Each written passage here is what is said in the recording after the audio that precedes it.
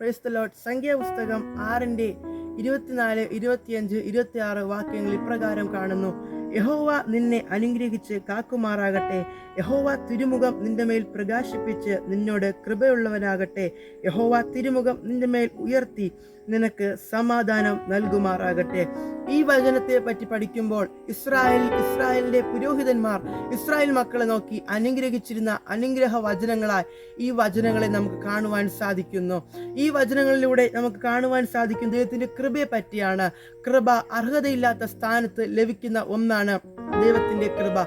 പഴയ നിയമത്തിൽ നാം പഠിക്കുമ്പോൾ ചുരുക്കം ചിലർക്ക് മാത്രമാണ് ദൈവത്തിന്റെ കൃപ ലഭിച്ചത്. പക്ഷേ പുതിയ നിയമത്തിൽ യേശുക്രിസ്തുവിന്റെ ക്രൂശിലെ മരണത്തോടെ ഈ ലോകത്തിലെ സകലർക്കും, എല്ലാ ജാതികൾക്കും, എല്ലാ മതത്തിലുള്ളവർക്കും, സകലർക്കും ദൈവത്തിന്റെ കൃപ ലഭിച്ചു. കൃപയാൽ ദൈവം നമ്മെ കരുതുന്നു.